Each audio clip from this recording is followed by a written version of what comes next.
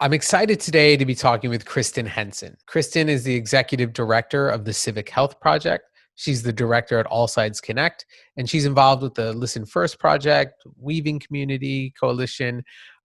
This is a space that is responsible for bridging the divide, for bringing people together, how to connect with people across party labels and across the toxic partisanship that we find ourselves in. So really similar to a lot of the work we're doing here. So I'm excited to be talking with her today, and I hope you enjoy this interview. I've been excited for this conversation for a long time because obviously you know what we do as Common Ally, reaching across party lines and just trying to unify people around issues that matter to them. And I know that you are a juggernaut in this space as far as like really understanding the psychology behind that, the mechanisms that are important for actually activating people in that way. So I'm excited for this conversation. I just want people to kind of learn a little bit about you and your backstory and how you came to this point, if you don't mind just introducing yourself. Not at all. That's great. Thanks for having me, Aaron. I appreciate the introduction, and I had to chuckle a little bit when you used the word juggernaut. If I have come to arrive at any insights at all in this space, it's because I came into it so certain that I knew absolutely nothing and needed to compensate for that somehow. I've lived mostly in the United States, and aside from the fact that I majored in political science, I really have treated my understanding of our country and our politics as more of a hobby. Whereas my full-time day job has been primarily in the tech sector. I've worked in high tech, in different marketing and communication roles for most of my career in big companies and small. And that was true right up until good old 2016, when something happened that kind of jolted me out of out of a sense that I didn't need to focus on politics. Yeah.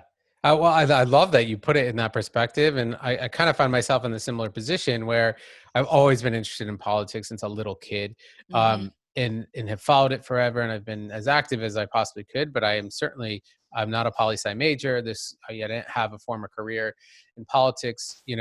My former career is a content producer. So I understood the relationship of media and people, and I'm a people person, right? But Mm-hmm. like you said, politics affects us personally on different levels. And I think that's what has drawn people in to this sector since 2016, and obviously before that as well, but it's just been heightened since then. Sure. So I think sometimes that leads to greater success because you are able to be more vulnerable than people who are experts, coming in. Yeah, maybe. But at the same time, I want to give a big shout out to the people who were actively thinking and working in this space for so much Say longer hello. than I And then have next. been. Hi. Hi, it's so nice to see you. She said Aren't it's so these nice to see visits great? you. Yeah.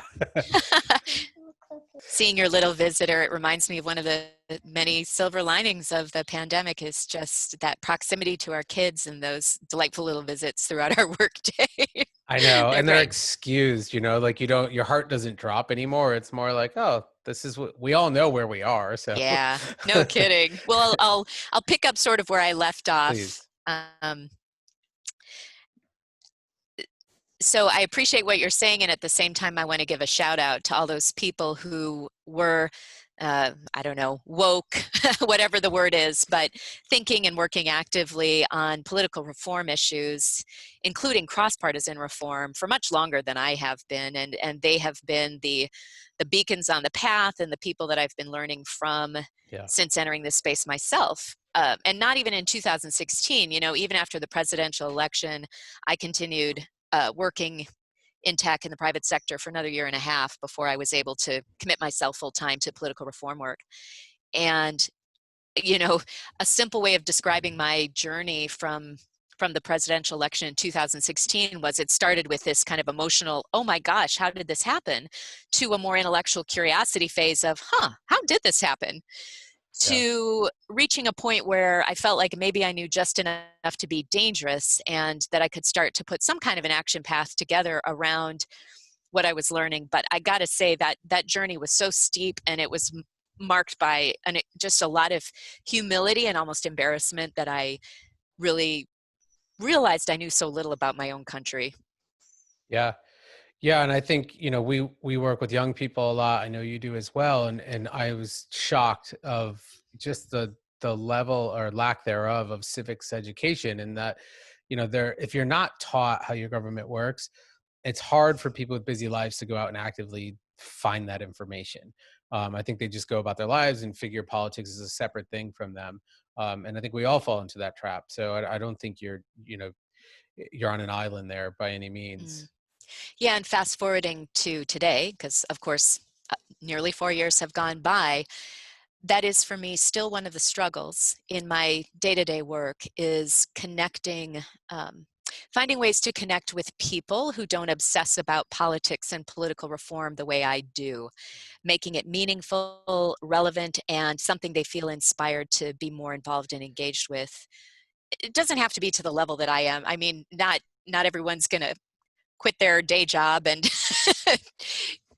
devote themselves full time to cross-partisan political reform, nor should they. We still need people to do lots of other things, but just to ratchet up the level of awareness and engagement to the level that I think will serve our country and our communities well. Yeah, and I think I'm skipping ahead a little bit, but how are you doing that? Like, what are some of the ways you do that? Initially, as I said, it was just to do individual learning, research, uh, landscape analysis, I guess, trying to understand the political reform space so that I could see where it would make sense to plug in. I found my way somewhat unexpectedly to cross-partisan work because I thought I was going to be coming at this from a very partisan frame, and I've probably already exposed the fact that I come from a more progressive frame. But I found myself peeling back layers of an onion, and as I went deeper and deeper, I thought, I think most of the answers to what we're dealing with as a country are not partisan answers, they are cross-partisan.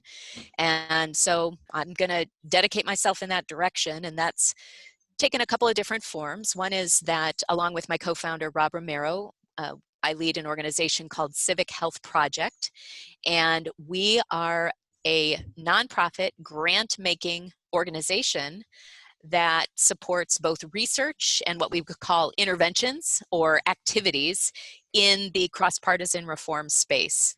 And we're especially interested in research and activities that are designed to drive down the levels of partisan animosity, Right. negative partisanship Yeah. in our country. That's the wonky term for that is affective polarization, but Hmm. whatever you call it, it's that tendency we have to go tribal Yeah. in our political beliefs and to let all our other identities to be subsumed underneath one political super identity.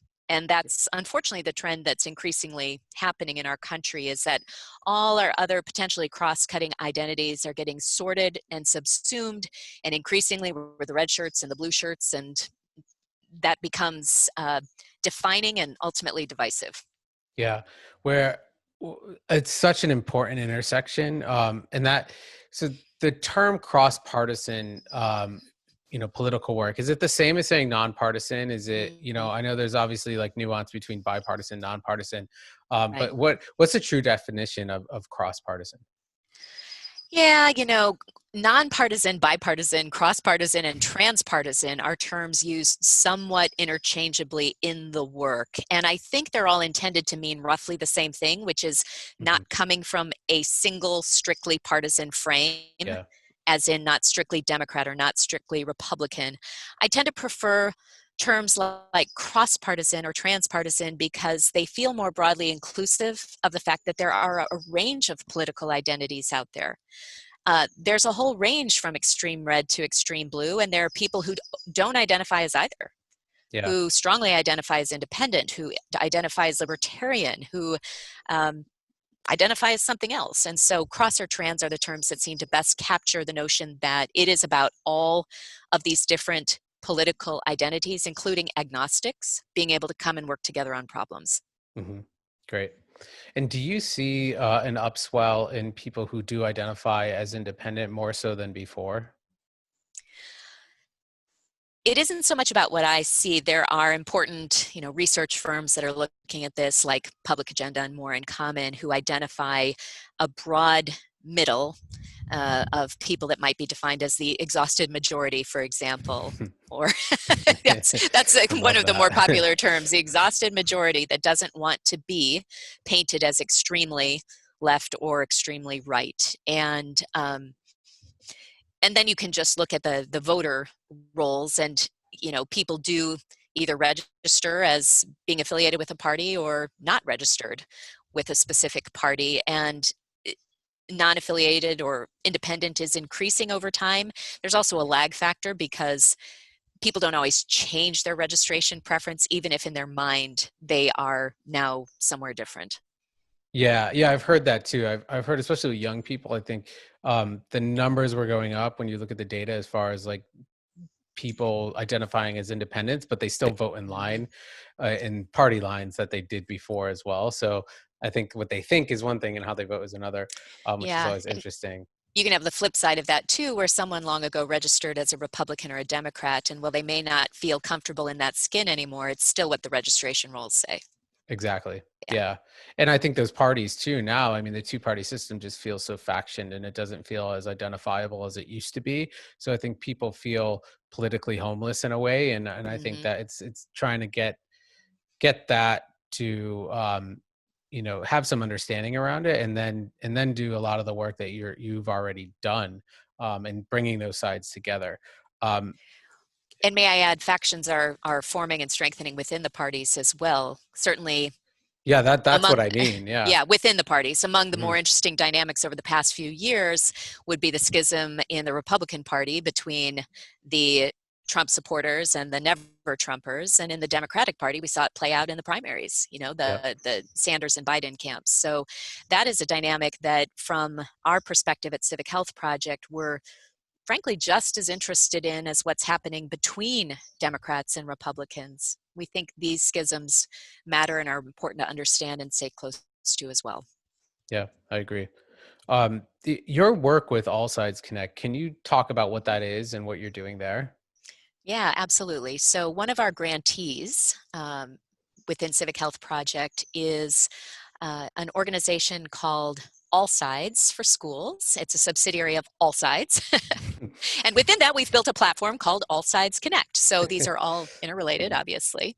All Sides is a media and technology platform dedicated to sharing news and information from across the media bias spectrum. The premise is all news is biased. So it's important to consume a balanced diet so that you're not always getting your news from one biased angle, but from multiple biased angles. That's the basic idea. But we're now taking this concept from information to conversation through the development of the All Sides Connect platform. This is the technology side of the ledger, and what we've built and launched is a real-time video platform that's purpose-built for civil discourse.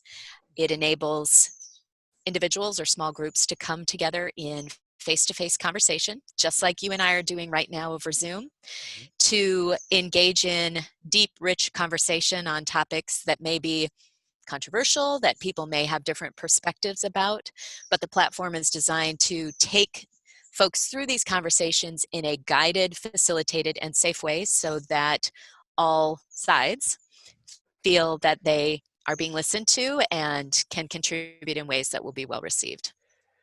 That's all right. So that's really interesting. I mean, that's Mhm. obviously, what we're trying to do at Common Ally, being, finding common allies by finding the kernel that you agree on and then starting from there, and starting with dialogue and communication. So big advocate of that. What I'm interested in some of the ways that takes place. Like, what does Mhm. that guidance look like? What's the, like, can you walk me through that just so I can further understand, like, what if I was to get on there, like, what would I be looking at? Sure. Well, the first important thing to understand is All Sides Connect is fundamentally a platform. And so you could theoretically have any kind of conversation within the platform. So for that, we look to our partners, our program partners, organizations like Close Up Foundation, which serves middle and high school classrooms across the US. So classrooms are one constituency we serve with this technology. Another partner is Living Room Conversations, which Hmm. fosters dialogue and connection for adults. And so whether you want to engage in conversation as a teacher of a classroom looking to get students connected, with students in other parts of the country, or you're an adult and looking to engage in and practice respectful civil dialogue, this platform enables that. And the conversation you have within it is provided by a program partner like Living Room Conversations or Close Up Foundation. And when we say it's guided, although there are many different conversation groups out there doing this kind of work, they tend to follow a fairly similar format or methodology in terms of taking conversation groups through structured rounds. So it's a step-by-step process. And that process involves establishing norms or agreements up front, then moving to rapport building so that people start to feel comfortable with each other and build trust in that environment. Mm. Then moving to the topic at hand, which could be whatever it is, could be health, immigration, could be the pandemic, it could be economics, whatever the topic is. There's a strong emphasis on listening, and the premise is you're not debating a topic, you're sharing your perspectives and other people are listening to you. And then you move to a reflection round toward the end, which is an opportunity for people to share what they got out of the experience. And it's a chance to show appreciation for one another. That's another element of the rapport building that is going on through this process. The intent most of the time is not to try to change anyone's mind, but rather to create an atmosphere for listening, understanding, tolerance, and the real goal, empathy. Yeah. Empathy for other perspectives. Yeah, which there's been a shortage of lately, so that's really good to hear. Um, the that sounds like you need buy-in on both sides, right? And this is one of the things that I see just in my everyday life is when you get to that impasse where you feel strongly about this in one way and someone feels differently. It's hard to get both people to say, okay, I care enough that I want to sit here and get through this and figure it out because I respect you enough where I want to get past this, right? Yeah. Is this a tool for people that are at that point? Or can this also apply where people aren't as welcoming to that concept? Well, at the end of the day, you can lead a horse to water, but you can't make him drink. So Yeah, I think it comes down to successful marketing, figuring out how to make this experience, for starters, not scary. yeah, Not scary and not like taking medicine that you're not going to like, and make it enticing for people of different uh, natures or tendencies. yeah, So, how can you frame a conversation, whether it's in person or it's over a platform like this, to be inviting and not intimidating? I think it really comes down to how you describe and offer the opportunity up to people, and including young and old. yeah, Um, Beyond that, I want to say that my sense from working in this space and working on this platform for a long time is that the appetite is out there. The challenge is it's more around the logistics. yeah, And that's the problem we're really trying to solve with the technology. When I say it's purpose built, I don't just mean for a real-time conversation. I mean all the hard work of finding people to put into conversations in a way that's balanced, right? So if you hmm, want to have red-blue conversations, you got to find people who are red and people who are blue. yep, If you want to have rural-urban conversations, same thing. yep. You've got a sign-up challenge, and then you've got a matching challenge. And then, frankly, the hardest part is the scheduling challenge. So this is where I think technology is required to make this whole thing scale, because you can have a lot of people all over the country who have an appetite, even if it's just a limited appetite, to speak to their political other or their religious other or their geographic other. But if they can't find each other, if they can't get matched, or as we say, mismatched, then the conversation can't happen. So we are trying to facilitate the ease and the scalability of making those connections and conversations happen. That's really what it's all about. Gotcha. Okay. No, that's really important. Yeah, it's hard. I mean, there's nothing easy about this, and I'm also not grilling you on like, come on, what are the answers and solve world problems Not here. taking So, it as a so grilling. don't get me wrong there. I'm really fascinated and super passionate about the work you do, and when I say juggernaut, I really mean it in the sense that I really think you're leading the charge, and you are part of many. Right? This is not a singular action, and I think that you've built coalitions that are doing the hard work that get us to a positive long-term goal. And that's the other thing I'd love to hear a little bit about is, we live in a society that is about immediacy. It's about Mhm. instant gratification, dopamine, and now. And I think that's hurt us as a nation and kind of just as a species. I think we need to breathe a little bit. We need to listen more, to your point, and we need to look at legacy in our children and our grandchildren and what we're leaving for them. Um, Mhm.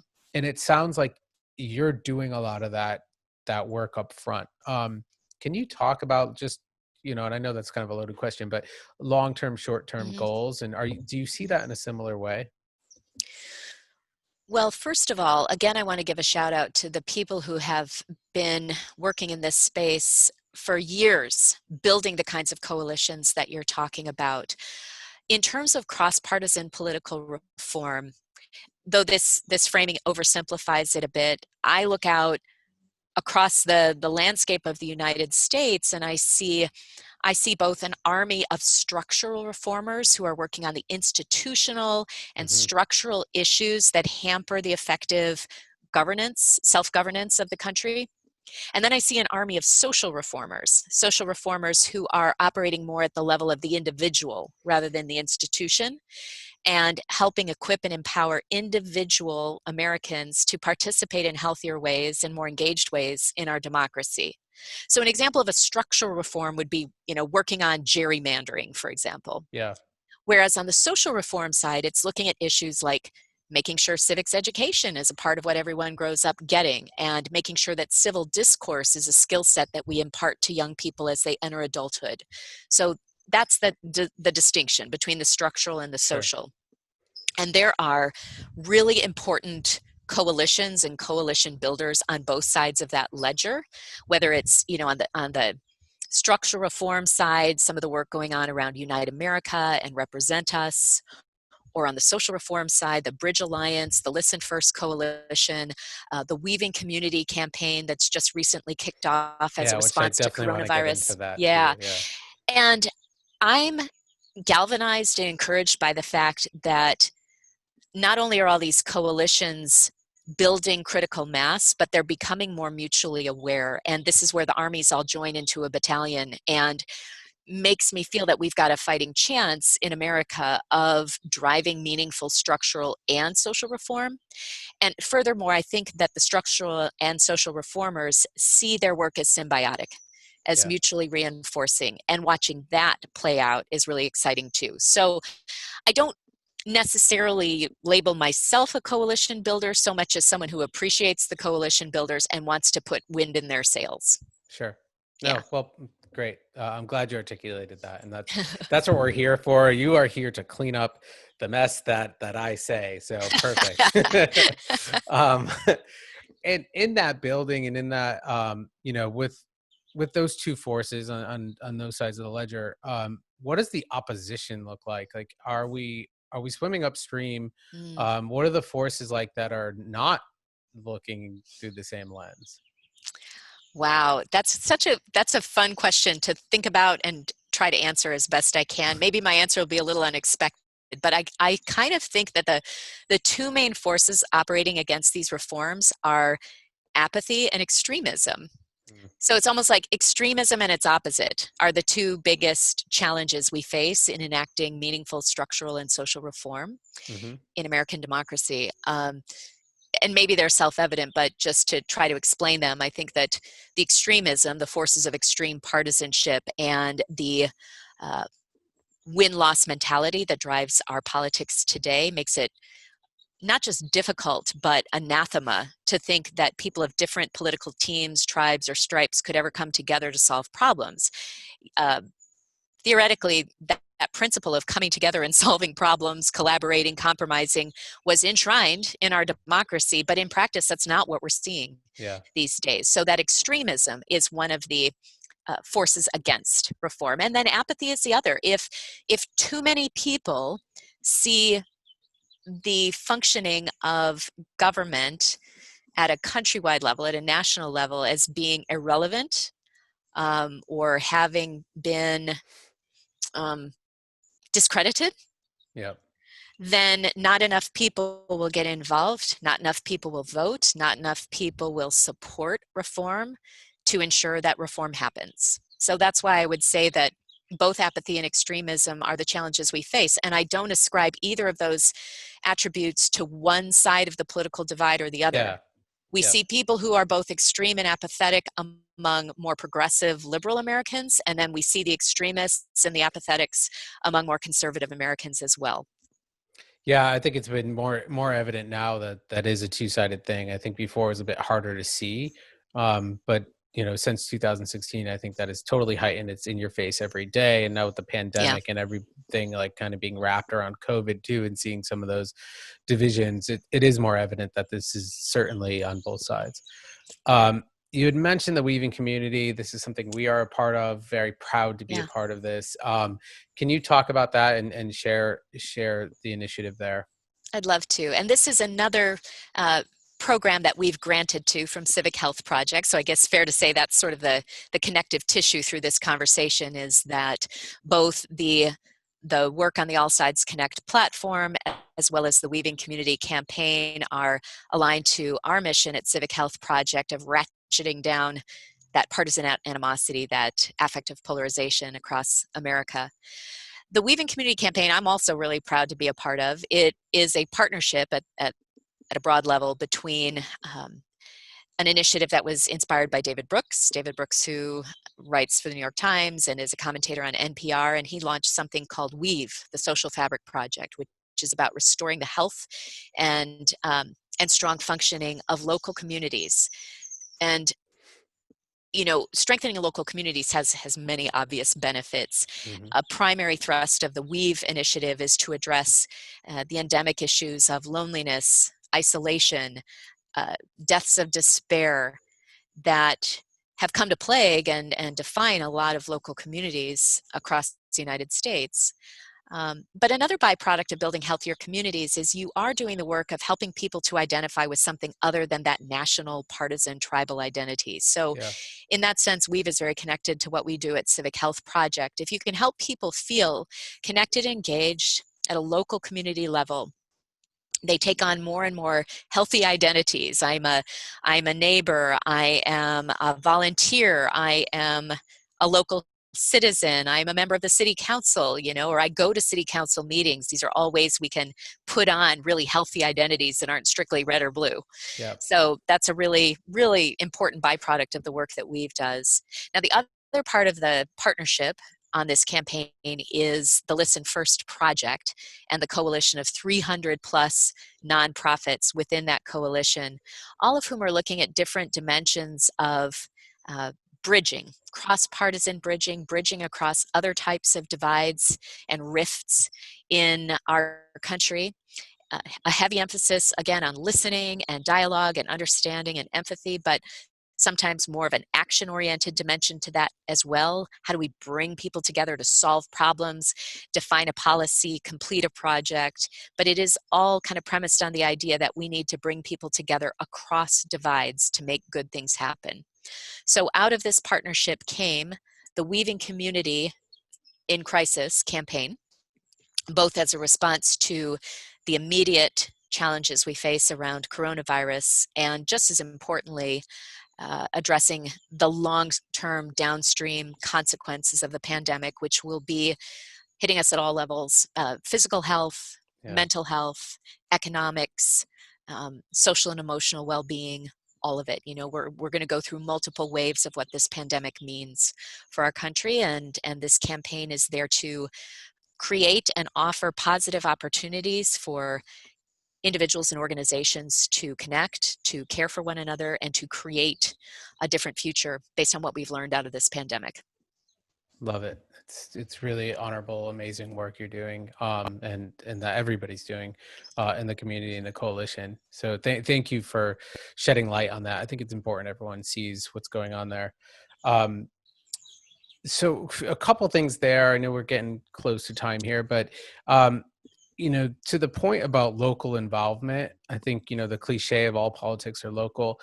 Mhm. I fully believe that. I think that you see the things that are in your backyard before you see things on a global level. And I think if you can act locally, you make a better chance at making global impact.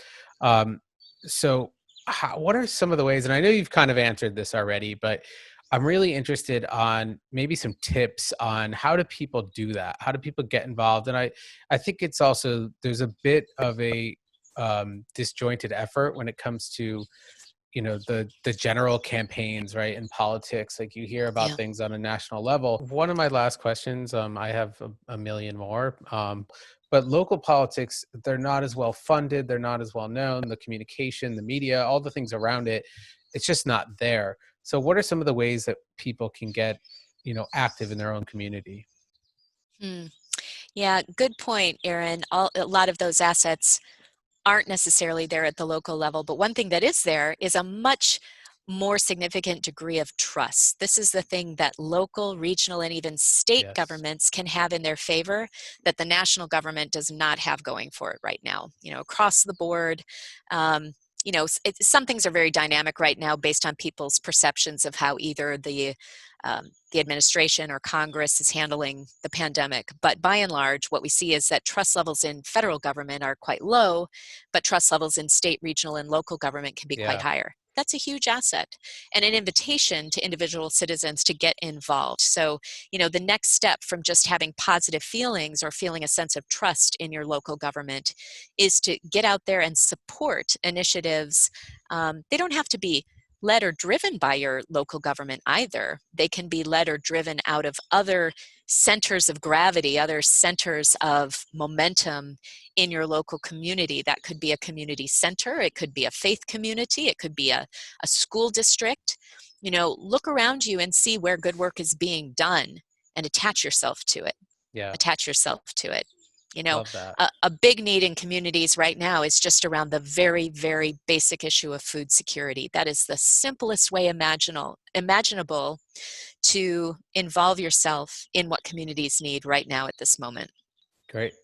Well, Kristin, thank you so much for joining us. I really appreciate it. Not at all. That's great. Thanks for having me, Aaron.